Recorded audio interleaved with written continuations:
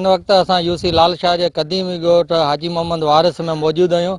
जॾहिं त हिते जो कुदरती छंडण हुई उन खे जेको आहे इंतिज़ामिया बंदि करे छॾियो, जंहिं सबबु ॻोठ हाजी वारिस समेत जेके आहिनि तक़रीबन 17 खां वधीक ॻोठ पाणी हेठि अची विया आहिनि।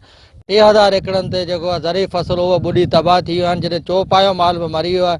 उन हवाले सां हिते ॻोठ जा मौजूदु आहिनि ऐं आसपास जा ॻोठाणा आहिनि, उन्हनि सां मिलूं था त हुननि जो छा चवणु आहे। को दलेरी जी छंडण आहे, उन मां पाणी जो वाकिरो आहे जेको हिननि बंदि करे छॾियो आहे। हा, हुननि में बिरामाणी खे वठी, असलम खे वठी ऐं ॿिया बासर ज़मींदार जेके उन्हनि असांजो इहो छंडण बंदि कयो आहे। हिन सभु ॿुॾियूं पियूं आहिनि, हिन जो को कारसार करणु खपे। फसल ॿुॾी विया आहिनि, माल घणो मुओ आहे, फसल बि सभु तबाह थी विया आहिनि। खड़ी आहिनि, हीअ जेको घर ढही पिया आहिनि, हीअ पाणी सॼो हितां अॻियां बंदि करे छॾियो आहे, अॻियां सिमनाले ते वञणु कोन था ॾियनि। कैमरामैन शादिल ख़ासकली सां गॾु जावेद कालरो, सिंध टीवी न्यूज़ कोट गुलाम अमान।